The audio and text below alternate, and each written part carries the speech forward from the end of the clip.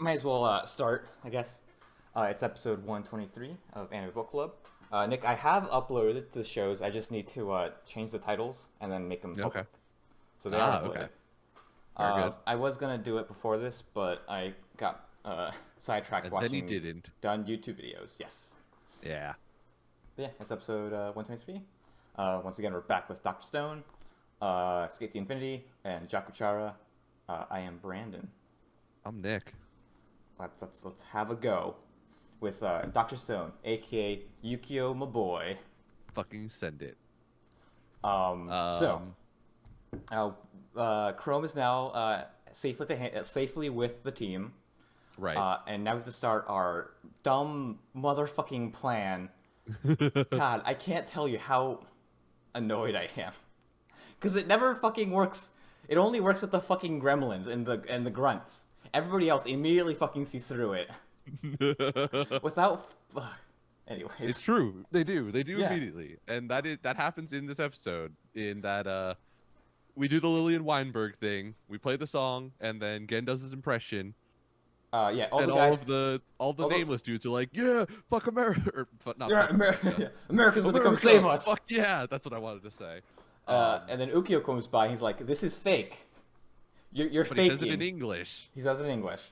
So I think what we're supposed to understand is that this exchange all happens in English, on the radio. Oh, maybe. Okay, I didn't think of that. Because what happens after like the second or third sentence is said in English, it morphs to Japanese. So I think what Yeah. we're supposed to understand is that we're Because supposed to like because neither of the voice actors could actually do English. well, here's the thing, like I mean they're not really supposed to like be good at English. They just have to It's know true. it, It's true. right? But it's like I just found it funny that like Yeah. they lead into this like English sentence and like the guy who plays Ukio just can't really do English. I mean, it's much better than the Megalobox English, which was so broken despite being spoken by an English like someone who spoke English. Oh yeah, that was like just with. I think that was like directional issues where like, Yeah. he didn't really know what he was supposed to say. That was In this just case- poorly emphasized. This guy just didn't have the accent for it. Like he couldn't pronounce all the words correctly, but like it at least sounded like a sentence. I'll Yeah, give him full but- marks for that. Right, but also like he isn't supposed to have the accent. Like he wasn't set up as a character who like spoke English fluently. He just knows English enough to use it. That's fair. And same thing with Senku. Like he just has to know it enough. Right. So this is what they use to kind of talk secretly, because I think Ukio doesn't want everyone else to know like what side he's on at the current moment. I can believe that. Even though the fact that he's currently talking with Senku and not telling Tsukasa immediately kind of already shows you kind of what side he's on. Right. But they make a deal, and the deal is that Senku has to bring back everyone that, try to save everyone that Tsukasa had destroyed, all with no casualties, including on Tsukasa's side. And Senku's like, Yep. "Fuck you! I was gonna do that anyways, so let's go." Right. And This is Ukio's a good this is a kid. net win for me. Yeah, Ukio's a good kid. I like him. I mean, yeah, I have fundamental problems with the character and like what he represents in the world, but like him as a person that like exists, I don't have a problem with. What are your issues with him as a character? The whole like he's really good at hearing and somehow they Oh. immediately recognize that thing. Like that as a concept is fucking ridiculous to me. Yeah, that's kind of dumb. I thought you were more They, talking about they like even how bring he it was... back up again in this episode. Like I got kind of annoyed about it because in this episode he thinks back to when he got woken up by Tsukasa and the lady of the night, we'll say, that was with Tsukasa was like, oh yeah, I recognize She's a reporter. you. Oh, is she a reporter? Okay. They say, yeah, this lady's a reporter. Okay, That's I why wasn't paying attention. That's the in-universe reason as to why she knows so much stuff about everyone. Ah, okay. Which isn't an awful... Like, I was like, alright, sure. Why not? I mean, it's still not a great reason. Yeah. I wouldn't go to my local reporter and be like, give me all the dirt on everybody in the local area and expect them to just come out with like, this is the person with the best hearing. It's also crazy how everyone, like, in this area, like, is super good. There's at least really good people in this area. Right. Tsukasa's like the only one I kind of believe is like recognizable because like I guess in universe like he's some huge like MMA fighter. Yeah, like, he's famous. Also Right. Gen as well. Gen, because he was also, Again, like, because he on goes TV. on like he's like daytime TV famous. And that's really it. But like the girl is just a girl. Um, Right. Maybe you could say something about like the girl, Ukyo's just the some sonar operator in a submarine. yeah. And there's the flipper girl, Oh the yeah. gymnast. No, she was a She's a gymnast gymnast. and Yeah, like could have been like a competitive gymnast. right. So that's also kind of believable. The Hmm. cop maybe as well, because like he probably may have been in the news for being the one cop that got uh Yeah. not arrested. Yeah, he doesn't get arrested. He gets fired He just gets fired. after But I would killing a believe the man. journalist could know about that. Yeah. Like this dude Uh, here, he's a dirty fucking cop. and then there is the Although other what one. cop isn't? Got him. A cab. And then there's the guy with the face mask, because he doesn't want to catch COVID. I don't know what his deal is. He's just a really good Spear lance wielder user. somehow. Yeah. He just trolls it around, Right. He had that weird and, like spinny thing. and also doesn't like Tsukasa because he's all about killing people. But Tsukasa, Right. not really. He at least cares. Kind of. As long as you're young-ish and pure of heart. Yeah. So there's Um, that. I guess we should yeah. talk about that, which is there's like a rift coming, starting that we see between Yo was the cop. I forget this guy's Yo name. was the cop. I don't remember what Yeah. his name is. Face I'm mask. I'm gonna call him Face Mask and Tsukasa, where Tsukasa is openly not like grieve. I would say mourning, right? He's Yeah. not crying, but he's At the very mourning. least, acknowledging the deaths of. Yeah, and like saying they were, our warriors and they deserve a proper burial. So he's like digging up around the grave, and Lace Teres kind of like the little face mask, not the face mask, but the eye shield, the eye stone that Yo had, because he just bailed. He just ran Right. away. He just fakes his own death, basically. Yeah. During this part, he finds the phone, but we'll get into that in a second.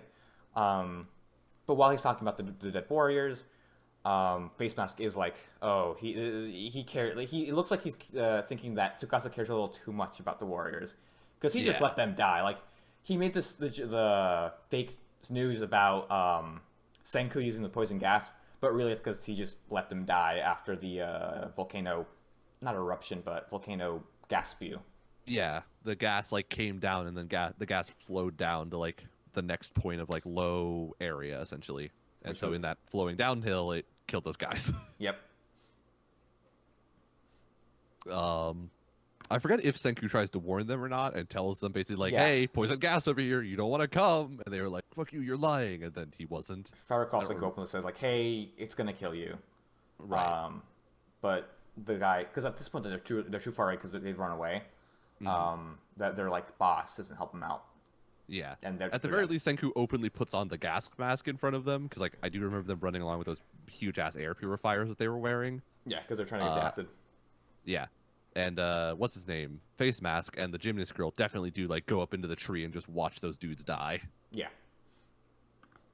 So, So, Face Mask, not a good huge fucking person. dick. Yeah. huge fucking dick. Worse than Tsukasa. Tsukasa, huge fucking dick.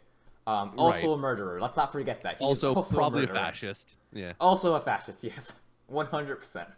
Yeah. Um, But still somehow not the worst of the two. I would say he's the worst because currently he's in power, but they're both fascist.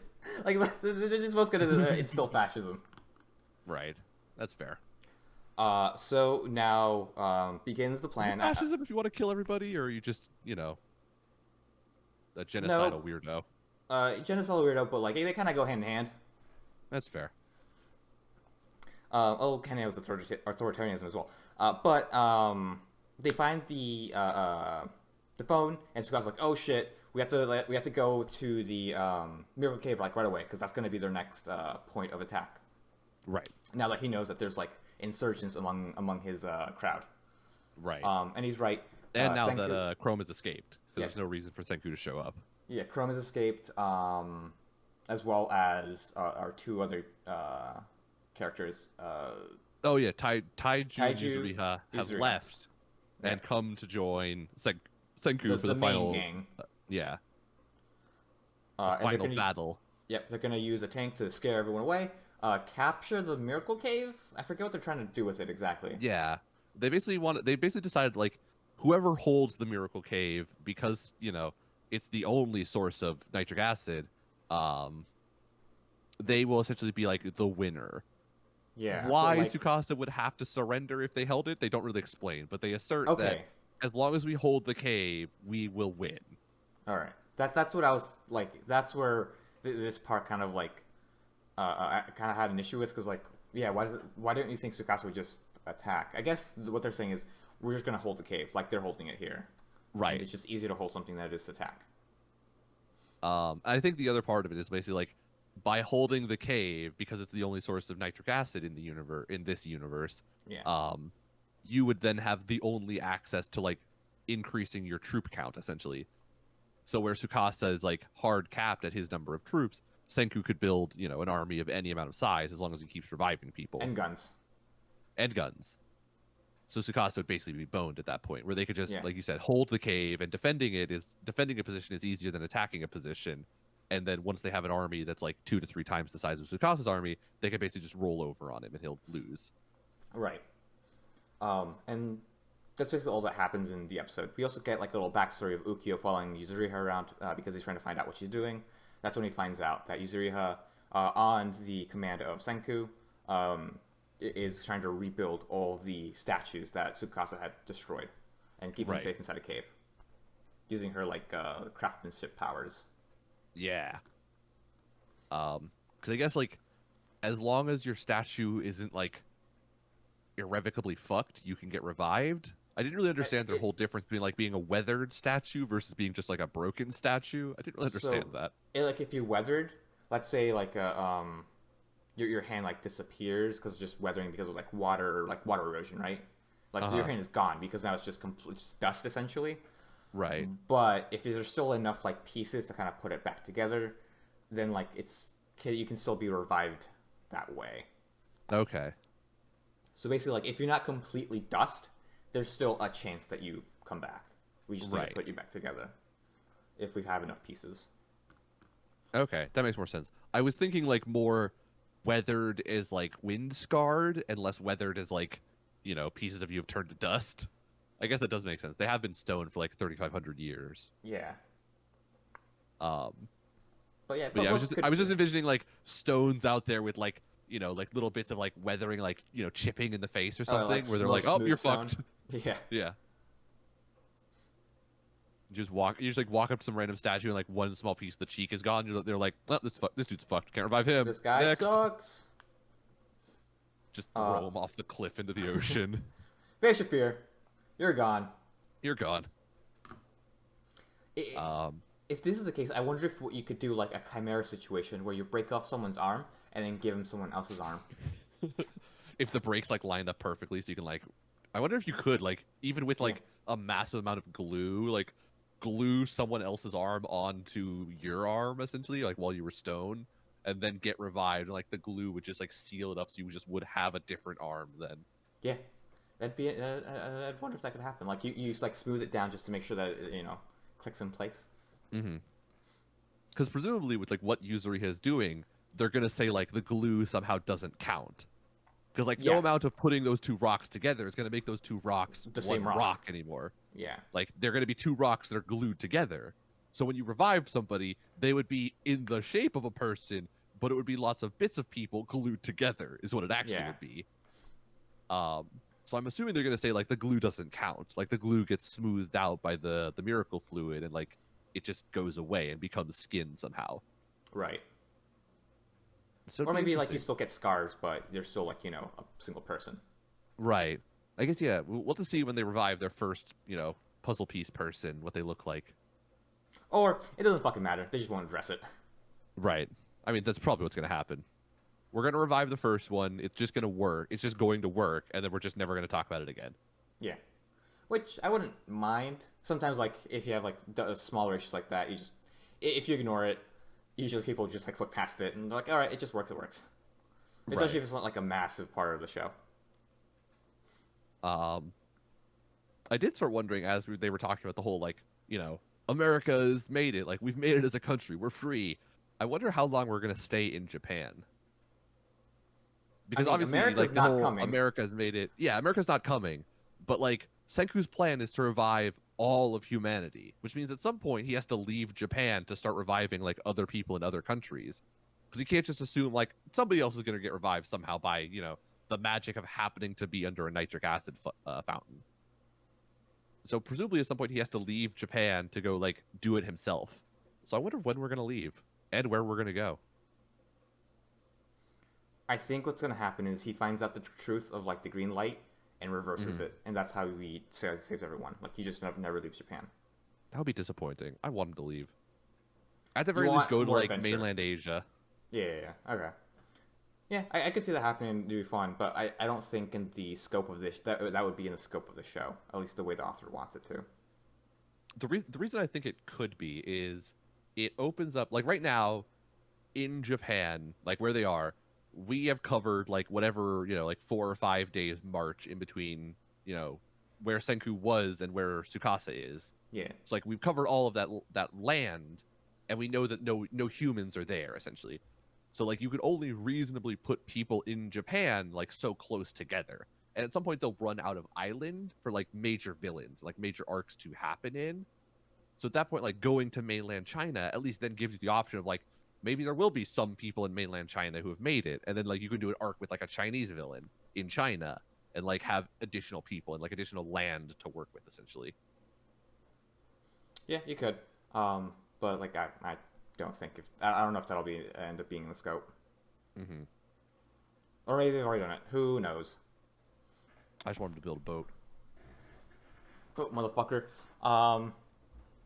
Oh shit! I had another question and I completely forgot about it. Oh right. So back to this whole stupid fucking psyop. What happens when they find out that America's not coming? Yeah, I think like based on the fact that we're going to do the invasion next episode, I'm assuming that once they realize that America's not coming, it's going to be like, well, we've got the cave, motherfuckers, so like you can leave if you want, but we're just going to make more people. That's my assumption. I assume that's also going to go in the list of things we just won't talk about. It could be.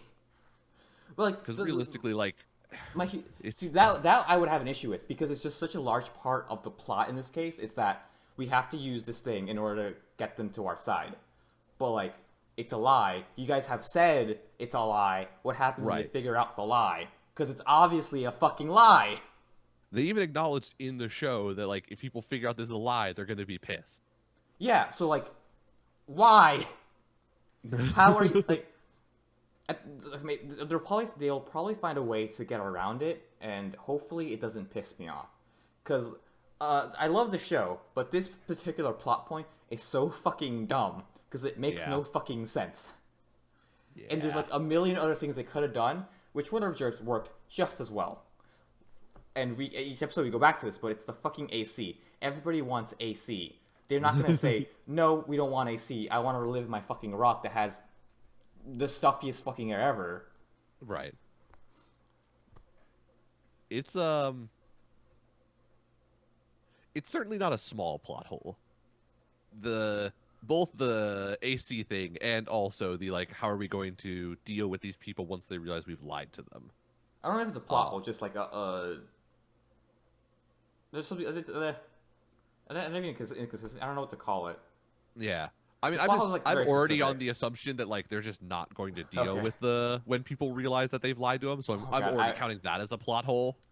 Then yeah, it'd be plot hole, and I would be a little peeved. I've already accepted that like we're just not going to talk about it. It's going on the list of things right next to why is Tsukasa going to surrender when they lose this cave. Granted, I don't think he's going to surrender when he loses the cave. I think he's going to show up next episode and like fuck over the invasion. Mm-hmm. I think he's going to force a final showdown. But I don't understand why they think he would surrender.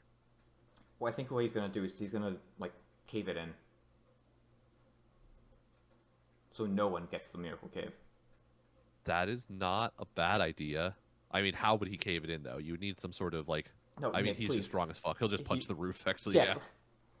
Yeah. Yeah, I just thought of that. Yeah, that answers that. Like, please. He is the primate. Right. He is the prime primate of Japan. The strongest high school ever. The strongest high school primate. Yeah, that's what he was. It would be interesting if he did do that. Then we could go to the Haber Bosch process. Yeah, just Suki just goes back and it's like, okay, well, I could have done this the entire time. I just wanted to have a fight. So I actually found out, like, I finally got so annoyed with the whole like nitric acid cave thing this episode, where I was like, I'm gonna look up like how Okay, do you make nitric acid? okay, Like, so what is the actual process? actual fact checking. Um, Okay, let's go. yeah. So we've talked about the Haber-Bosch process a lot. How to make Yeah. it's ammonia out of nitrogen and hydrogen in the atmosphere. So it's a really good process in terms of like what you start with. The problem is that it takes a huge amount of pressure and temperature. So like with the materials that he currently has, he probably couldn't actually do it. Granted, he has already made steel in the form of those katanas, so like maybe I'm wrong, maybe he could actually build the apparatus, but like it's kind of unbelievable that like right now he couldn't build the apparatus to do the Haber-Bosch process. But Like there he needs is a actually a big drum. secondary process. I mean, yeah, it's a huge drum, but then you need like something that creates like A vacuum. you know a couple hundred pascals worth of pressure inside Oh, of it. okay. So it's a little bit difficult to do that with like stone world technology. Okay, so like a pressurizer, like a Yeah. little engine machine. Pretty much. Since you're using atmosphere, I guess you would like pump air into it basically just from around you. Yeah. Okay. And then you would need to like seal everything off, and then keep it really hot for a decently long time. Okay. Um, it is a very efficient process. It's just, for stone world technology, a little bit labor intensive to do. Right. The other option is he could use potassium nitrate, and you can just boil it through water, and then it will become, or you boil it into water, and it becomes nitric acid. Can we synthesize potassium nitrate? Because I think potassium nitrate is what's in the cave. Potassium nitrate is naturally occurring. Do you know what it's also called? Urine? Very good. Yes, saltpeter. Oh. It's a naturally occurring mineral. Saltpeter just exists in the world. Isn't that found near phosphorus? Potassium nitrate? Yeah. I don't know. I don't know if it Saltpeter. has to be found near anything. Oh, okay. Because like, I thought I remember hearing something about it. Okay. Saltpeter and phosphorus go together in making black powder. Oh, I think that's where I fuck it. Yeah, I think that's where I heard it from. Was this show as he was making gunpowder? Yeah. I think the cave does have saltpeter in it. It's a part of the process to make nitric acid, and one of the ways that like nitric acid naturally occurs is in saltpeter caves because of bat guano, because they're caves. Yeah. But saltpeter Is also just naturally occurring. yeah, potassium nitrate is just naturally occurring. So they could find a source of it anywhere and just make nitric acid for themselves. The other way is you can actually get it through there's like an electromagnetic wave. You can create like an electromag generator and then run. It's essentially like you just are condensing the nitrogen out of the atmosphere in this like in between this electromag generator into becoming nitric acid. Okay, so like a Through, like sort of a fucked process of like running water past it, and it takes like a huge amount of energy. It apparently sucks as a process. Like it got replaced by the Haber-Bosch process almost immediately. That's how bad it sucks. But it is technically possible, and like looking at it, I was like, I wonder if they could just take those two giant copper discs that they've Yeah. made to like create the electricity and just use those. I mean, they have a running stream, so power isn't an issue. Right. So it's I would say kind of possible that he could have made nitric acid already. It's not like a guarantee, but it's certainly not impossible. So I would say that like I've complained about it a lot. I would say that like the odds that he could have made nitric acid this whole time is probably like 60%, I'd say. Okay. At the very least, he could have tried to find another source of saltpeter. Yeah. Aside from the Miracle Cave. Yeah. Or just find other bats. Or just find other bats, because bats, yeah, they exist. Everywhere. And they live in caves. Like all over. Right, he could just find another cave. Right. Especially considering the fact that this has been like a world that belongs to the animals for 3,500 years. Like, I'm sure that bats in a natural habitat with like no fear of humans and like are allowed to go anywhere, like they probably are fucking in every cave in the world now. Oh, think of the COVID. I wonder if they'd ever get to that. Do you think they'd have like a pandemic arc? I don't think so, but they should. That That'd be should be a thing. interesting. Like, diseases have mutated so much in 3,500 years that like Senku and the human, like the modern day humans, just don't have like immunities to stuff anymore. Well, it also worked opposite too. They have bugs that the current humans don't Oh have. right, yeah. Uh-huh. Mhm. It'd be mutually Armageddon. It'd be mutual Armageddon. Yeah, that would be the problem with doing that arc. Is yeah, everyone dies at the end of it.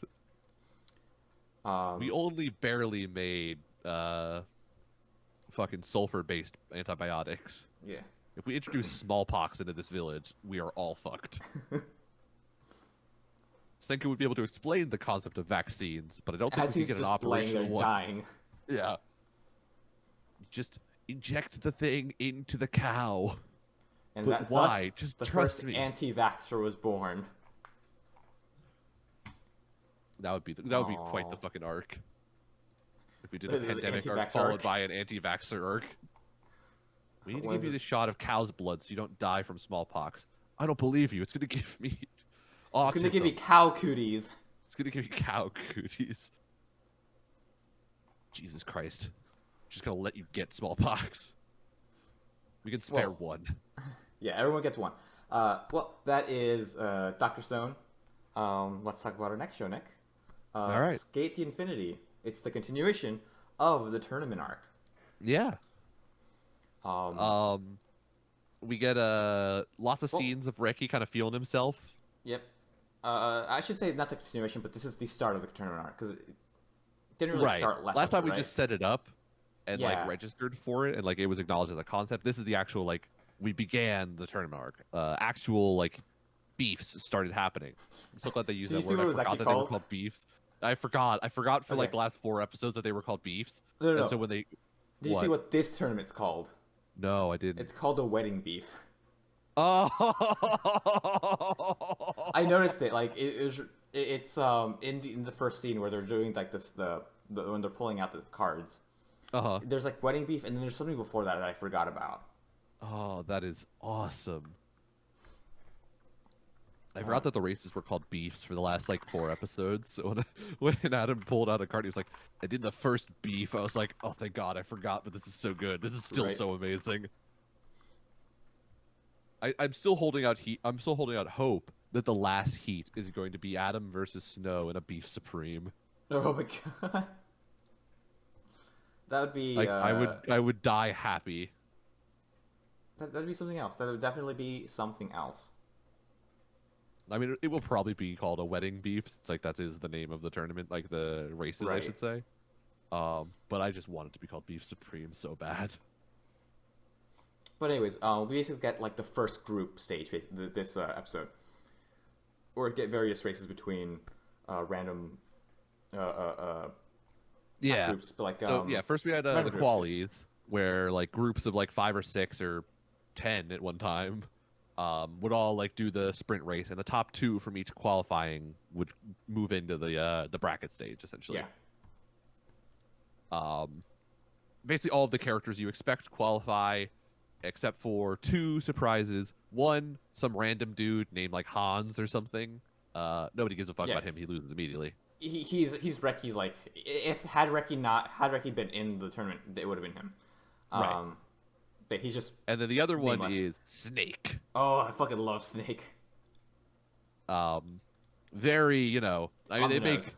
yeah, They even bring literally up the whole make- like yeah. eating the fruit of truth or the fruit of knowledge.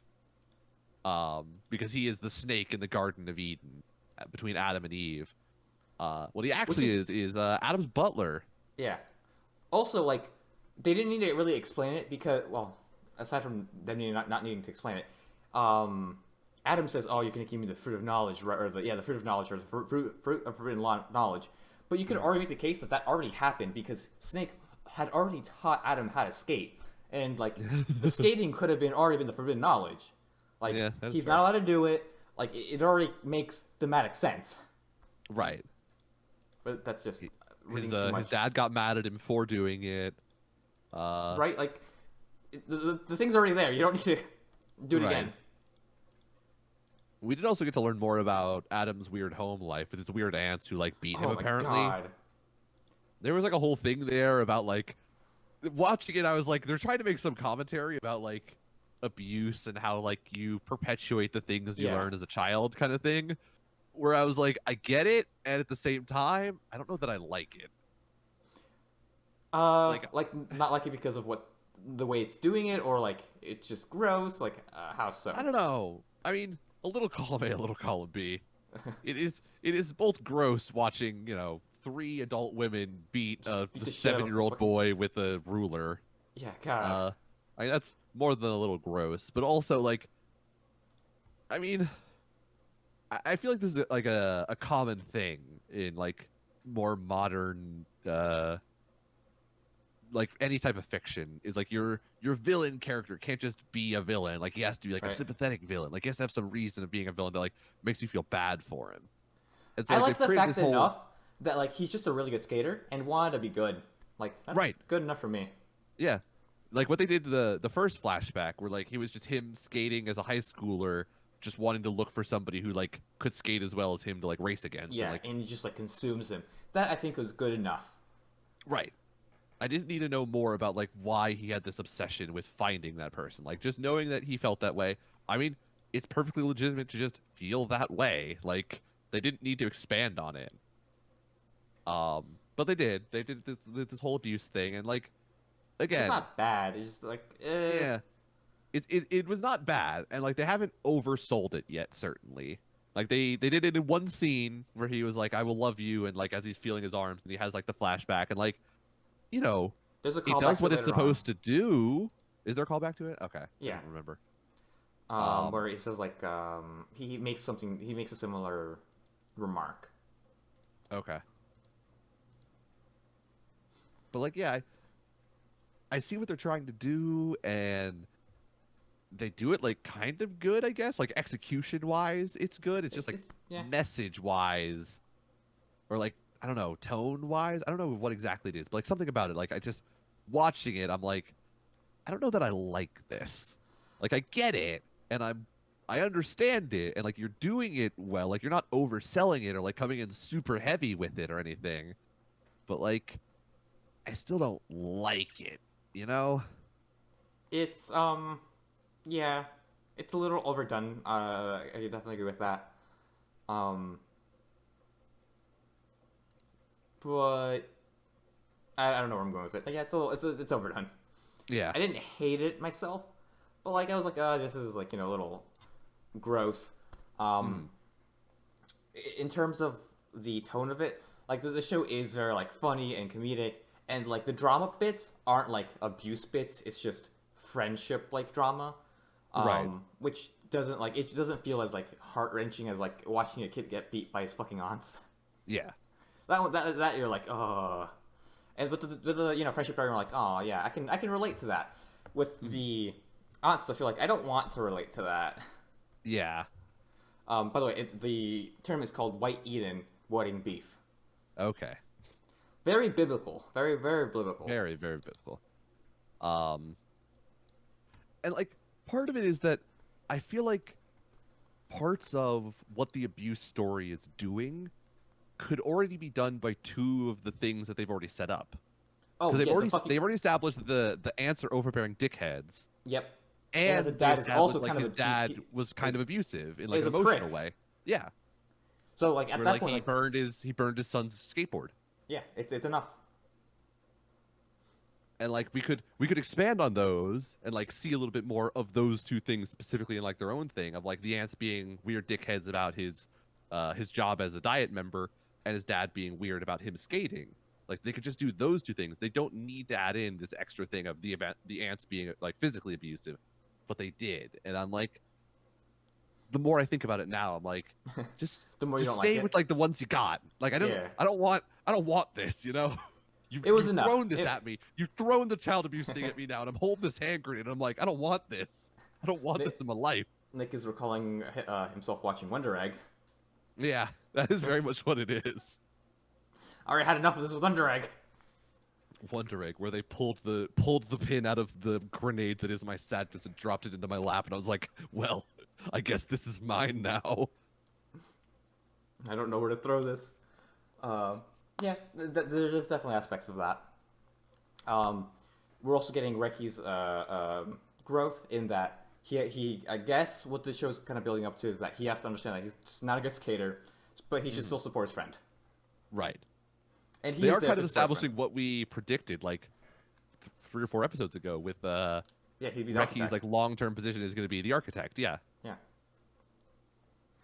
He didn't fully grasp that this episode. I kind of thought that was going to be like this episode he was going to understand like how to see himself based on that one, interview with the shoe guy. Yeah. I thought he was immediately just going to be like, this is me. I'll just make skateboards.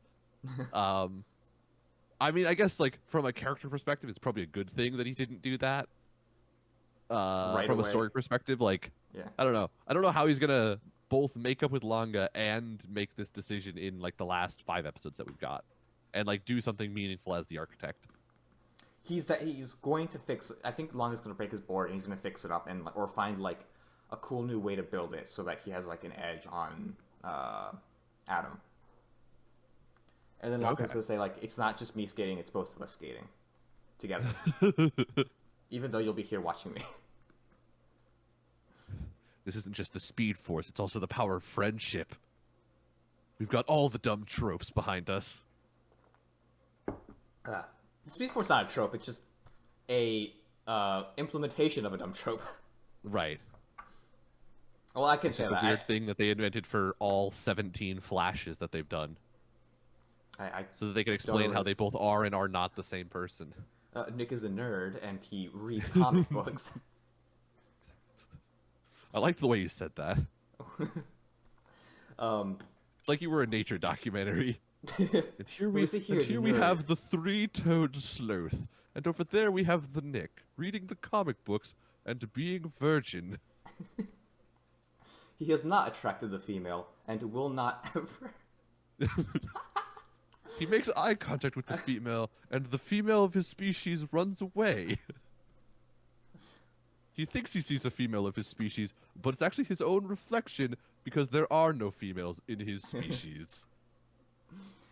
So, what else would you like to talk about with Skate the Infinity? Because I think we touched on basically everything. Oh, we get another Joe and Reiki Oh, moment yeah. where there's another mentoring moment. Yeah, there's that. I was gonna actually bring up What? Fuck, I'm already laughing because of the joke I want to make. We had Cherry with board get longer. Oh, okay. Yeah. This is a callback to something that's not recorded. Right. Wherein me, Nick, and some of our friends got super drunk. Wait, were we even? No, we weren't even drunk when we made those jokes. I don't think it started when we were drunk. It continues every time we get drunk. But we are. While we haven't watched it in a while, have watched Yu Yu Hakusho when we were younger, and we always do impressions of Kuwabara, and we always make him flamboyantly gay. Yeah. So a lot of things you can do with sort of get long. Right. But Kuwabara's my boy, even though he's so fucking annoying. Right. That pompadour though. Yo, that pompadour is so fucking amazing. It sucks my hair is the way it is because I can never use a pompadour. Do they put something in there? Like, how do they get it to look like that? It's got to be like a lot of styling gel or something. Maybe they make like pompadour specific gel, so like it stays like that, gravity defying. At least the pompadour we see in anime is like exaggerated, because like I've seen like pictures of like that style, and it's a lot less pronounced. Okay. I don't know if I've ever actually seen like a legit pompadour before. Let's see if I can pompadour. Let's see here for images. It goes up pretty far, but like not past the nose. Okay. It's like this one looks the best. Right, there you go. Okay. Let me switch that Yeah. to desktop real quick. Yeah, right? Yeah. That's the pompadour. It's got a good amount of volume. It just doesn't have as much out, but it has a believable amount of out. Yeah. All right. Mostly seeing like a different modern twist of the pompadour where it's like the swirly bit, but not like the little thing. Mm-hmm. Let's look up Japanese pompadour. Okay. So yeah, I wonder if that was more of a thing in like their. I mean, you always in like manga and anime, there's always like the bike gang, you know, Yeah. trope of like this person used to be in a bike gang or something like that, and they always have like pompadours and mullets and shit. I wonder I how think it's supposed. common that actually was I mean, it had to have been common enough where like it became the thing. What the fuck? in like 1980s Japan. I mean, Yeah. if it wasn't from you, I would immediately think that was a fucking virus. Yeah, no. So don't worry about it. Oh, God, it's fucking Pinterest. God damn it. That explains why I couldn't fucking copy the URL. There's this one which I don't know if it's real or not. It could be real, and it's just a lot of styling gel and like Right. not something you'd wear on the reg. Right. This one seems a bit more. Oh, is this one it? Okay, this one is it. View image. God, son of a bitch. It certainly looks like the sort of hairstyle that like if you got on a motorcycle would immediately get fucked up. That's true, yeah. Okay, this one seems a bit more like grounded. Yeah. Right? It's Okay. like a combination of like the greasers from like the 1950s with Well, if I recall, that's like where they picked up the style from, was like the rockabilly style. oh, is it Rockabilly actually? greaser. Okay. Yeah.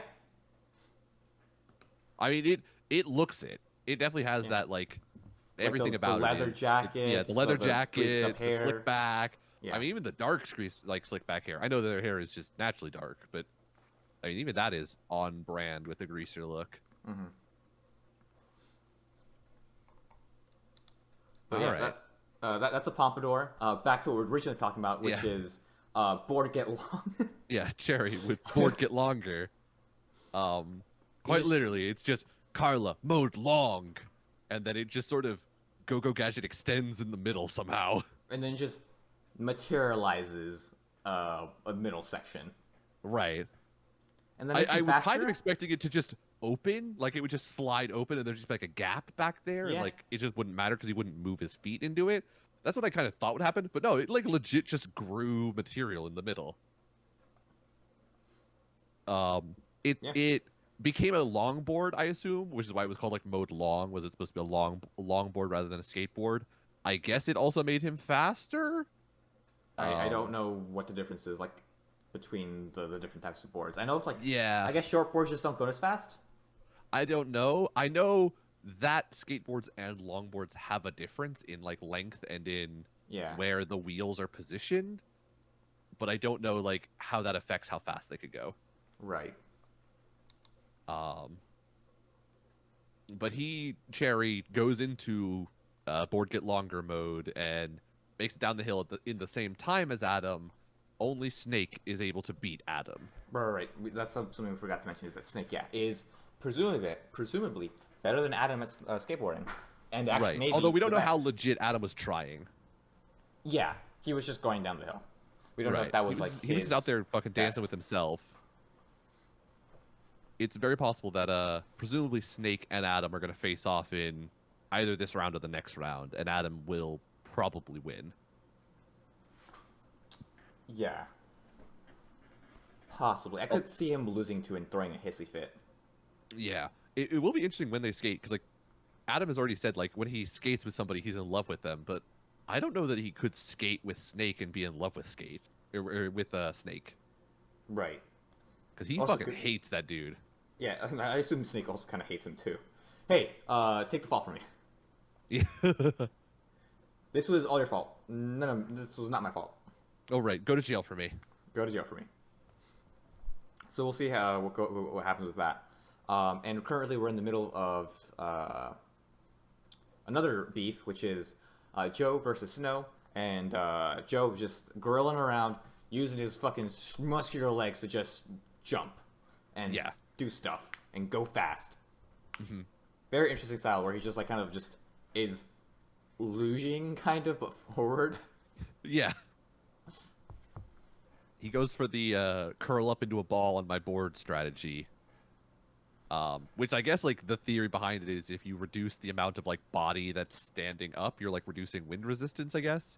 I mean, I'm Just, putting like, way lower too to much the thought ground. into this, but yeah, that's the concept, I assume. Yeah. I do love the comments from like the other like the fans watching Because for everybody else, it's like, yeah, go fast, fucking win the race, all like normal stuff like that.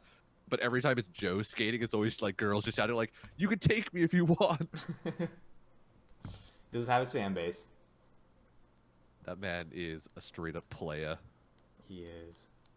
So we'll see what happens with that. Joe's probably gonna lose to Snow, and Snow will go forward. Mhm. Cherry at some point is probably gonna skate with Snow with Adam, and he's gonna lose. Yeah. But we'll see. Mia's also in the tournament. I wonder what's gonna happen to him. Right. Maybe he'll go up He's against probably Snow. he's probably gonna lose to Cherry in the first round, I would guess. Oh, right. Okay, we already okay, yes, because we already have. Actually, he might go up against Snake and then just get destroyed. Maybe. We'll see who goes up against Snake. But yeah, Yeah. Mia's probably gonna lose. We're either gonna have Adam and Snake in the first round or Adam and Cherry in the first round, would be my bet. Yeah. And then the opposite in the second round, and then Adam and Snow in the final. Right. Right. Well, we've got 4 to 5 episodes left. Yeah. It'll be a fun one. It'll be hopefully a fun couple ones. The only thing we didn't mention was Langa is beginning to understand, like, now that he's racing without Reiki there at all, that like He just doesn't really like enjoy it as much. Yeah. And it's not the search for the Speed Force anymore. It's just genuinely like he just doesn't enjoy it when Reiki isn't there with him. Yeah. He wants to skate with Reki. Right. So like at the very least, like, you know, we talked last time about like how I wasn't really a fan of what they were doing because we already did that arc. Like the continuation of it into this episode was better. It was an improvement. With Langa being able to understand, like, even though I want to encounter the Speed Force thing again, like, he was still my homie. Like, Yeah. They're skating coming to meet in the alone middle. without your friend, like, fucking sucks. Yep. Exactly. Yeah, and that's Skinfinity. Skinfinity, if you will. Skinfinity, if you would like. Skinfinity. Our next show is Jakuchara, aka Where the Fuck's the MC? Because the main character doesn't really do anything this episode. He really doesn't. Like, He talks to three people, he talks so and accomplishes nothing. yeah. The problem just sort of resolves itself. He doesn't actually do anything. The That's not problem true. He does one thing. The problem resolves itself because Mimimi talks to Tama. Yeah. That's like she was what happened. Like he only facilitates the conversation, but like even in like that little group, he says nothing. Yeah. Which The only thing he does is he sets that up by saying like, let's all go home together. You, me, and this other. We'll walk Yeah. home together. But they do all of the resolution of the thing. He literally, that's all he does is like create this let's walk home together this one day group. yes, he does talk with Mimimi in the first half of the episode, where they talk about whether or not it's good to want to be number one all the time. Mm-hmm. And the conclusion is that like what you should strive for is just to be better than yourself. I think Yes. that is ultimately what he believes. Yeah. And then he says that to Aoi, and Aoi's like, "You really believe that?" And he's like, "Yeah, what the fuck?" Right. Well, because like Ao- one, Aoi's a fucking dickhead, and also is a high school student, and like doesn't understand the concept of not being number one. But also like, it's interesting because, in the context of the show, who they are and like what they are trying to achieve in terms of like the attack fam thing is very different, because he is already number one. So at this point, like, if he was just playing to be number one, he's already accomplished being number one. So like, who the fuck cares? So like at this point, he just wants to continue improving, whereas she wants to be number one because she's not number one. So I think that's also part of why they see it very differently. She's also a fucking idiot. I just want to put that Aoi, out there. not Mimimi, right? Aoi, yes, Yes. Aoi is a fucking idiot. But I do kind of understand why she thinks like being number one is so important in terms of attack fam. It's because She's she's got not. Michael Jordan syndrome. Yeah, Scottie Pippen. Oh, I was more talking about like her extreme competitiveness. Oh, that too. Yes. Yeah. She definitely had the you think being number one's not important? I took that personally. Yeah. Yeah, that's basically what happened this episode. She was It like was. offended. Yeah, she legit was offended by that. But most of this episode is, like you said, Mimi pretends that nothing is wrong. We have a Mhm. discussion about like, yeah, but what's really going on? Like you did this whole competing sit in. down. Okay, this was also part of the thing about this episode that was so fucking dumb. So part of the stuff that we learn is about Mimimi and Aoi's backstory and like how they knew each other. And their connection was that when they were in middle school, they both played basketball, but not on the same team. They were different they went to different middle schools. But during the prefecture tournament, I assume in like the finals, but maybe just like in one of the random like branches of the tournament. I don't think so. So one of the side girls mentions that the fact that they just got to it was good enough. So I assume it's early on in the tournament. Okay. It's not the finals because Aoi's team was second. Right. I didn't know if that was like if that was the like national middle school girls tournament or what. I guess that was also the prefecture one. Yeah. Yeah. But so yeah, they compete in basketball in middle school, and Aoi beats Mimimi in basketball. Both her team and Aoi beats Mimimi. Yeah. Because they were guarding each other. This then kind of sparks in Mimimi like this is a person worth competing against because she sees when Aoi's team then loses in the finals and comes second, that everyone else on her team, on Aoi's team, is like, oh, like we got fucking second, like yeah, that's so legit stoked for like getting second in the prefecture. Like there's a lot of fucking high school or a lot of fucking middle schools, and Aoi's the only one who's like displeased with like I only came in fucking second, like this is fucking garbage. Which is something a lot of people do end up having. Yeah, it's true. It's a very legitimate thing of like when you lose, it's both of them are understandable. Both like looking at it as like we got fucking second of everyone in this prefecture, like that's a pretty legit achievement. And at the same time being like we were that close to being first. Yeah, like, see basically like every single World Cup finale where the team that wins they're fucking stoked, but the team that loses and gets second of all the world teams are just fucking in shambles most of the time. Yeah. Especially for like how difficult of an achievement both the World Cup is, and for like, high school athletics, for the number of high schools there are, like being the second best of all of the high schools in your area it's pretty good. Really fucking impressive. There's a lot of fucking high schools, but at the same time, like you just want to be first. Yeah, you want to win. And being that close to winning it all, like being close to being the best, and then being the second best instead, is like, it hurts. It fucking sucks. But yeah, so Aoi is upset about that, and is like the only one who looks really upset on her team. And Mimi sees this and is like, this is a person who like understands competition and thinks about it the same way I do.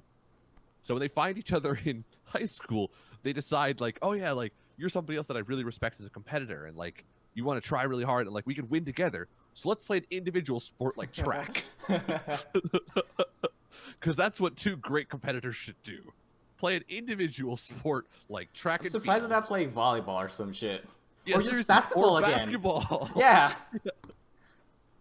They were both like the ace of their team and decided not to play basketball in high school. I mean, it's possible their basketball team is just better than like they wouldn't be starters on the basketball team, but like they were both the ace on their middle school basketball team. Like they've got to be good enough for at least like a tryout and like probably make the team.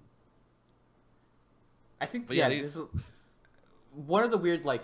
So when you craft a story, like this is one of the weird things. Like, why not go to basketball? And I wish it had like a reason, because right now it's just a weird non sequitur. Not non sequitur, but like it's a weird fracture. Yeah. Like we see them playing basketball, they're really good, but why aren't they continuing to play basketball on the same team? Right. And like that's part of like why when they saw each other, they were both like, oh yeah, like you're a competitor that I respect, and like it would make sense then for them to be like teammates together, because like they both want to win so bad that they would both look at it as like, this is a teammate that I could trust. They want to try just as hard as me. And like it would make sense for them to play basketball, but that doesn't work in the context of the show, I guess, so they don't.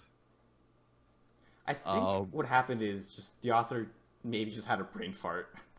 Because we don't know why the girls are even playing track. We just know they are. Not playing, but why they're in track. Mm-hmm. We know they are, but like we don't know why, or if there's even a reason as to why. Maybe there's like a larger cultural thing that we just missed. But like, why aren't they just playing basketball? That is something I didn't notice while I was watching it, or didn't like clue in on. But you're right, like that's a really weird thing.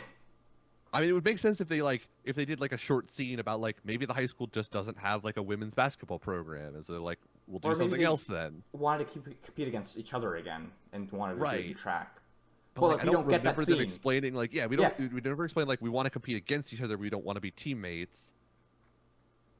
I just I don't know. It was weird to me. It was so weird that they were like, it is weird. You're right. um, it could have even just done like in middle school we both did track, and she beat me, but then came second or something. Like, Yeah, that could have been his one as well. Just one of those things. yeah. But no, we did the basketball thing, and then we don't do basketball in high school. A weird gap, a weird disconnect in the storytelling there. But it ends with this like section ends with Mimi quitting the track club and basically saying Because like I'm just going to be a normal person. Like I can't compete with her. Like why bother? yeah, If I can't match up ever, I'm just not going to do it. this is where Um we get the you just try to do better than yourself. It doesn't mhm. really work for her, and that's why we need the Tama to come in and to tag in and Yeah. fix it for her. Which I forget what Tama said. You're number one in the world to me as my hero Oh, because you're like the person who tries so hard but still finds time to like try to be friends with yes, me so hard. yes, that's what it was. You're my hero, and then Yeah. sexual harassment. Yes. Which is apparently increased, but nobody's going to say anything about it because it's girl on girl and therefore doesn't count. That's not true. I'm making a joke. I want to be clear about that. That's not I mean, you're true. making a It joke, still but counts. that's what happens in the fucking show. Right. That's what happens in the show. That's what they don't say it in the show, but they imply it in the show. But I want to be clear that I'm saying this facetiously because this is more than a little bit insensitive. Um, Uh, and that's the episode. Like we said, Aoi does have a thing for competition, and there's like now there's like this opposition between. that's not all the episode. There's our wonderful ending scene. where Oh, they, right. They remind us that that kid's birthday that we talked Oh my about God, like you're right. 3 episodes ago. It does come back. I forgot it came. We were Yeah. talking about it too. Yeah, it comes back. What's her face gives him the oh God, what was it? The body not the body styling wax, gel. the styling gel. I don't think he's opened it yet. I don't think he has. And then our main character gives him a controller, which is not a bad gift. He likes playing, so. Right. But Our the main guy's like, character just can't string together human sentences to be like, hey, you're really into you're getting better at attack fam and like here's a having a controller, legit controller is important. which we don't know if he doesn't have a controller. Right. I mean, I guess like the It's one of the gamer ones assumption with is the that turbo yeah. button. My assumption was that like whenever they did the after school attack fam thing, they just used some like random game station that was just lying around, I assume, or something. Maybe main characters. Maybe. And like Yeah. the other guy just didn't like he just used like, the rando P2 controller, not like a specific of his own. The Game Shark or the Game Cat one. Yeah. So I'm assuming this is the main character's way of saying like, hey, like you're getting legit at attack fam, like you need your own controller. That like you can, get comfortable with and like it's yours and it's good quality. Right. But he gives him that. He also gets tasked by Aoi to like have a conversation with this dude for 3 minutes after you give him your gift. And he fucking fails. Yeah, like all dudes, he thinks it lasts longer than it does. In actuality, he talks to him for about 30 seconds. And then Very on then, par. then all three of our girls make fun of him relentlessly. Right, because he That was comes up funny. with, oh my god, the most cringy fucking like follow-up sentence of all time. Is he's like, I need to think of something else to talk about, like to pad out the rest of this 2 minutes. So, what's up with Aoi and your friend, huh? Oh god, I wanted to die. I wanted to be dead. As soon as he said that, I was like, I just turned away and I was like, nope, it cannot even. I love the way that they brought it back because it's just so fucking funny. Oh It god, was great. it was cringy. There's payoff to it. Oh, it was the worst. So that happens. It is cringy. Nick fucking hated it. I thought it was fucking funny. And then Mimi asks Aoi once again, are they going out? She says yes, but then actually no. And then the episode ends. Yeah. Oh, holy shit. We forgot another important piece. This is metagaming, but I think the next arc is the white-haired girl, because I saw the covers for the light novel. And it's the fourth one's the white-haired girl. The third one was Mimi, so surprise. Okay. So now, like, those scenes are kind of a bit more important. Actually, not even, because, like, once again, the stuff we get with the white-haired girl right now is just, like, it's not even about the white-haired girl, it's about her talking to him about the other girls. Yeah. Cause he asked her about Mimi, and she's like, I don't know, dude. Go talk to her, Yeah. maybe. I'm surprised you just still haven't asked me out about the fucking movie, but all right. right. Oh fuck, that still hasn't happened. Right. Oh my god. Hey, there's this movie about one of the books you like. Yeah, will you ask me out to it? No. No. So anyways, Anyways, there's this other girl in my class. Let's talk about her a lot. yeah. She touches everyone a lot. It's a little weird. Uh, but we will see if he asks her out next episode or the episode after that or at the last episode. Who the Ever. fuck knows? Yeah, ever. And we'll see what her deal is with her book because she's writing something. Right, and they brought it up again. So at some point, we are going to actually probably read the book. Read her book. Watch the movie. Well, if we watch the movie, then we've asked her out. Right. Well, asked her out on the movie, not asked her out like on other dates and stuff. So we'll see what Yes. happens. I think we're gonna go to the movie, and then he's gonna read the book, and then he's gonna suck at asking her to be his girlfriend and fail. Okay. I think they're gonna watch the movie. He's gonna read the book, and then he's not gonna ask her out because maybe he doesn't just like her Okay. because he read the book. Wow, this is garbage. I don't know. We'll see. I feel like maybe he'll get rejected or something, but like, I don't know where this is going. I have no idea where it's going, but I Yeah. do know that they're gonna watch the movie at least, and he does have to read the book. They've got at the very least, the show what the show does is like the things they mention do end up coming back a little bit. We saw the birthday stuff, small as it was. It doesn't really lead to anything, but we'll see if it. Well, actually, we won't see because we do have just an arc left, and I don't think we're ever going to really touch on Burnett Girl and her boy toy, or who he yeah. wants to be her boy toy. Yeah. I do think, because like every arc has had some problem of like the girl that we have to solve. Yeah, So at some point there's going to be something about the white-haired girl that we haven't seen yet. So presumably we're going to like do the movie, maybe we'll immediately read the book, and then I there'll be think the- something else we have to solve. I think the book is part of her issue. I don't know what her issue would be regarding the book, Uh-huh. but I think those two things are intertwined. They are, at least I think Okay. they should be, like they should be an issue together, like an issue that two issues that are thematically similar. Right. Like reading the book, we're going to know what the issue is, or like in reading the book, we're going to find out about the issue. Yeah. And like maybe her issues that she can't write, or she's like very shy, not shy, but like very has low self-esteem, and Uh-huh. like it kind of shows off in her writing, or it's just not good enough because she's not like willing to, I don't know, do different things. I'm not sure. Mhm. All right. Or maybe I she's can trying see to some of that. maybe she's trying to write about something that she doesn't know a lot about, so she needs help from the main character, stuff like that, maybe. Uh-huh. Hey, I can see that, yeah. It'll be like a book about like I guess it depends on what the Andy books are, but like I assume that I think at some point I she think said like mystery. it's her book is similar, Yeah, and like she doesn't have a lot of friends, so I'm assuming it's gonna be one of those like the book is gonna have like connection between people or like interactions where like the main character be like, this isn't how this works. This isn't how people interact with each other. so something they've been doing quite frequently, at least with Mimi for sure, it was like, you don't have to be the best, you just have to be better than yourself. For Brunette, it was, it's okay to want to change. So maybe for Whitehair, it's going to be something like, she wants to enter a tournament for her book, but she's super like self-conscious about it, so she needs to build up that like self-esteem, or get primed for losing but still trying anyways. Maybe that's where Uh-huh. we're headed. Okay. There, I that, can that see way that. Yeah, they're a like, writing competition kind of thing. So Yeah. for like enter the book yourself. Okay. right.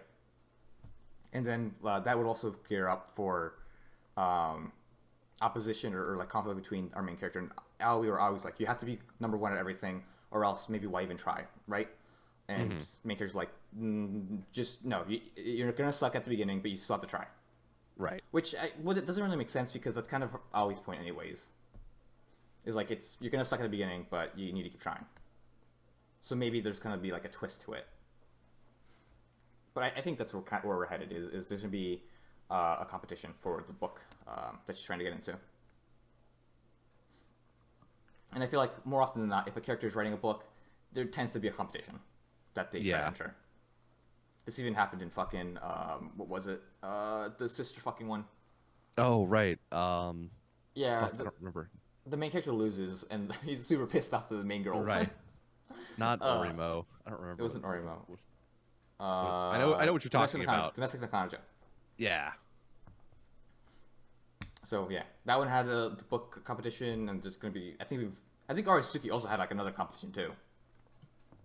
Or one of them was writer. Who knew? I actually wasn't even thinking about Domestic no Kanjo when you said the sister fucking one. I was There's actually so thinking many. of the other one, the one that I can't but also can watch, where I watch one episode like every third month. Oh. That also has the book contest because they like compete together. Right. You haven't watched any of that, I don't think. So I don't think you know that. But yeah, it also involves the main character writing light novels and like submitting them to those contests. Where the sister is his illustrator. Yeah, I forget the name, but I remember that one. I don't remember the There's name. also the other one. There's so many. There's so There are fucking many. so many. Both sister fucking manga and like manga with books. Good God. Get some new fucking And the ideas, intersection you between fucking those. losers. I wonder if that's like fuck, I don't know what the word I'm looking for is. But Describe it. no, like I want to say something to the effect of like it's a message about like the light novel writing industry, but I don't remember what the exact phrase is. There's a phrase for that. Not a theme. It is commentary. And yeah, a commentary. If it's a commentary on like light novel writers or light novel authors, the number of manga that depict them as dudes who want to fuck their sisters. But like, it'd be commentary if they like, made fun of the main character or like the person who wanted to do it. That'd be commentary. Not like if you just write it straight out. Yeah, I guess that's true. You are the person. Like the author is the person doing the thing. Like there's no commentary about it. Like okay, like sure, there's a bunch of light novel authors who want to fuck their sisters, but like you're literally writing about that. But there's no commentary. The main character just want to fuck their sister. Like he's not getting punished for it. Like in fact, he's being fucking rewarded. Yeah, that's true. I guess it's less commentary and more just It's just an the thing. open-faced acknowledgement. Yeah, it's like okay, or pieces of Orimo were like commentary where like the main character was like fucking weirdo, or not super weirdo, but like there were pieces of it where they were just like siblings, right? And everyone else was being weird about it. Right. And then it was after like a couple of episodes, it was just being weird about it the entire time, and it never tried to like make fun of it at all. Or if it did make fun of it, it was just like a passing joke. But like eventually, like it just became the ending. Yeah. Like if So you're gonna Orimo make was fun of like it, Orimo didn't go that way until the end, basically. Like There were, like, Orimo up until there were a the- couple, but even in the first season there was like yeah, barely any. Yeah, in the first season, like, I feel like that was very like tame and kind of funny. I liked it. Second season happened, I'm like, this is getting a little weird. Then the OVAs happened, and I was like, okay, I understand why it was getting a little weird. Yeah. Because the first season was all just like learning how to exist as both like a quote unquote normal person and also as like an otaku. Yeah, at least for the As, sister. And as the main the sister character's, wanted to like become try to help her out. Mhm. She wanted to become like comfortable with her hobby and like Yeah. being a part of her hobby. That's an interesting story. And then the second season was the main character has to like fucking talk to all these different girls, and they're all like trying to fuck him for some fucking reason. Right. It's just a rant And now. then the OVAs happen and Yeah, it the was OVAs happen. he marries his sister. Yeah. God damn it. God, fucking get some better fucking material. God. It was Ah! fucking garbage. It was I'm getting mad. fucking garbage. All right. This is the end of the anime book club. Let's talk about our sellouts for today. I know lots of people like Dorimo too. They can go fuck themselves, Nick.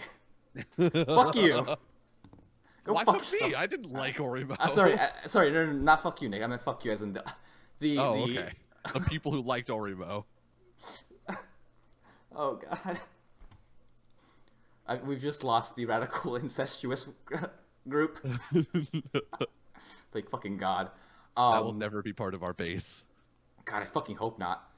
So anyways, what would you like to sell out to today, Nick? Alabama. No. Uh, I'm gonna sell out to. We talked about it a little bit earlier, but I'm gonna sell to the Lord of the Rings trilogy. It's a great fucking Um, movie. I mean, I'm gonna sell to all the Lord of the Rings. Yeah, I'm selling to the movies specifically. They are phenomenal movies. The extended editions are both good and also weird because there are some scenes in the extended edition where, like, very clearly they stopped producing them because they knew they wouldn't be in the regular movie, and so they're like slightly lower quality than the rest of the movie, but like they're still good scenes. Um, one of the ones that comes to mind is the confrontation with Sauron in the third movie, I think, where he's like standing on top of his No. tower and Gandalf and him have like a normal voiced conversation, despite the fact that they're like 30 stories away from each other. Somehow they just talk at Oh, like their normal volume. you mean Solomon? Sauron or Saruman. I'm sorry. Oh, Saruman, not Solomon. Solomon is a biblical figure. Yeah, Saruman in the Two Towers. Yes. Um. So yeah, he and Gandalf have like a conversation at normal volume, Yeah. and it ends at some point with Saruman throwing a fireball at Gandalf, and the entire like fireball part of it looks really not good. Um, all of that got cut for the theatrical release. They don't do that whole conversation. Saruman just stays trapped in his tower. He doesn't get stabbed in the back by a Grimble Wormtongue. But the extended edition adds like a whole bunch. It explains a lot of stuff. It gives you a lot of extra scenes, and like despite the fact that the scenes don't always look great because of the CG, like they're still good scenes. Like they still contribute to the overall plot.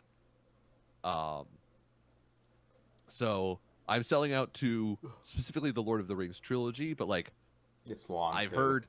heard sort of middle things about the books. The books are good and bad at times, from what I've heard. If you want to read the books, the Hobbit movies, we've talked about them before. We've got very mixed feelings about them as movies, but the original trilogy was good.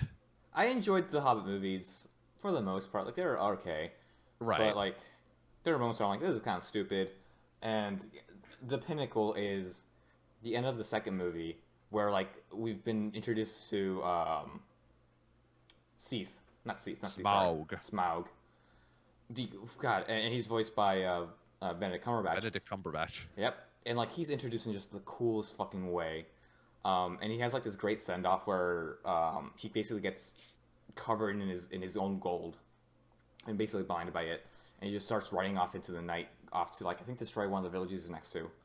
Yeah. And he says the line, "I am fire, I am death," and he's just like flying, and you can just he's seething with Yeah. rage And the molten fucking- gold is like yeah. dripping off of him. and it's like starting to harden on him. It looks really fucking cool, and like that's the perfect visual to just end the movie at. But no, instead we get Martin Freeman. Martin Freeman. He like just pops his little head up over the fucking rock, and he's like, "What have you done?" And that's where it ends. And it just kind of like ruins the fucking mood so fucking quickly. I left the theater so pissed off. He did. Nick, Jorge, Alex were all laughing at me because of how fucking pissed I was. We could tell immediately. Like it happened. Like the Smaug scene happens. It was a solid scene, and the Martin Freeman scene happens almost immediately. Like you said, it's like a 2-second scene, and then it cuts to the credits, and like immediately we just knew. Like I could feel a disturbance in the force that was Brandon's anger, and like it was just. I mean, we all hated it. Everyone thought Yeah. it was dumb, but Brandon was so angry, and justifiably. It fucking Yeah. sucked. But it was delightful to see how annoyed Brendan was about it. There's like another time that something else pissed me off. I forget what it was, but another like thing that Alex brings up, where like, Oh, we I were don't watching a movie, remember. and like it ticked me off because like it ruined a mood. I Uh-huh. don't remember it either, but the key one is the ending of the second Hobbit movie.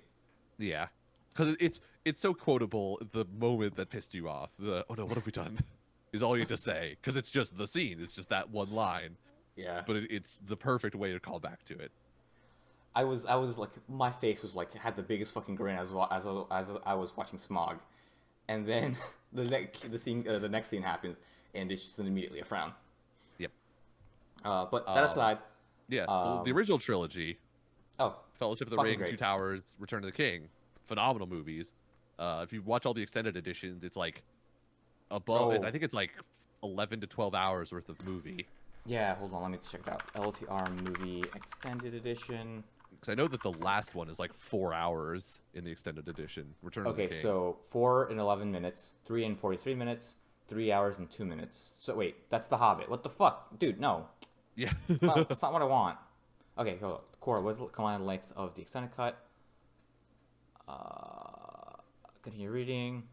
The Return Overall- of the King does have a great extended scene with the speaker of Sauron when he shows up. I am sad that that didn't make it The to mouth, theatrical. you mean? The mouth of Sauron? Yeah. Yeah. The mouth of Sauron. Yeah, it is about 11 hours and 23 minutes. 11 hours and 24 minutes. Yeah. So it's a full day kind of thing. But they are great movies. They are fantastic movies. Um, So for me, I'd like to sell out to another, not really a board game, but it's a trading card game. I guess it kind of fall in the similar kind of vein. I don't know if I sold that to it already, but it's the Digimon TCG that came out last year. I started moving to go get the box. So that kind of you started oops. talking as you walked away from your mic. Anyways, yeah, it is the Digimon TCG. Alex and I have been playing it, kind of. We played it once. And I'm currently waiting for the English release. But because everything fucking sucks this past year, Yep. or the boxes are all currently like $200, and really they should be half of that. So I'm waiting until like there's actual stock where I can buy some of the fucking boxes so I can play with it, because the game's kind of fun. It reminds me a bit of those pieces. It reminds me a bit of like Pokemon. There's a bit of like Magic the Gathering in there. And if you like Digimon, it's probably something fun to look into. I've seen some of the cards. Not knowing nice, anything about Digimon, it still looks interesting because like Digimon all look super fucking trippy, but at the same time, like you kind of recognize elements of like what they Yeah. are, or like what they're trying to represent. So like, at the very least, even if you know nothing about Digimon, like the art looks really cool, and you know, like seeing things where you can look at them and like make up fake Digimon names about what you think Yeah. they are is enjoyable. So the reason why I started making some names up is because I bought the Japanese cards. I bought them in Japanese because I didn't want to wait for the English release, which comes out, I think, came out this month. Yeah, I think it came out this week. Yeah. I should actually take a look at it real quick.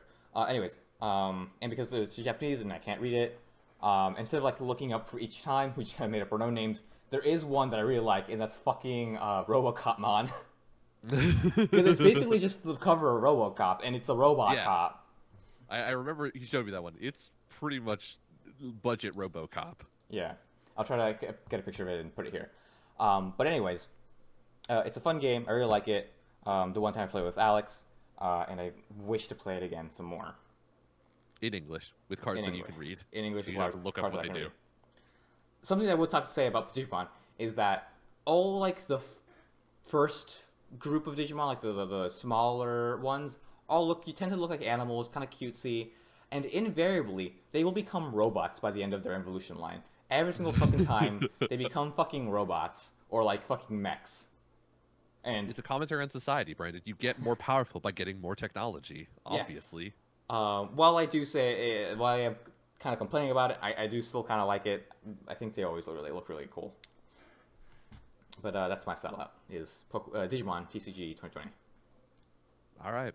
There you Yeah. go. You got Lord of the Rings, the movies, and Digimon, the trading card game. Yep. That's mostly available in Japanese. Probably someday in the near future. Maybe by the time this actually gets released, it'll be available at a normal price and in English. Fuck you, I'll try to release tomorrow. He won't. Anyways, that is, Brandon will get distracted watching StarCraft tournaments. but it's so much fun. That is anime book. Okay, wait, real quick. Blizzard fucking release StarCraft 3, you fucking bitches. God fucking damn it. I just want a crumb of StarCraft, and they won't ever fucking give me StarCraft. It's been 10 years. Anyways, we're getting fucking Overwatch 2. Okay, anyways, that's it's been Anime Book Oh. Club. A lot of rants. Yep. Hopefully this doesn't happen next week. Have a good night. Thanks for showing out.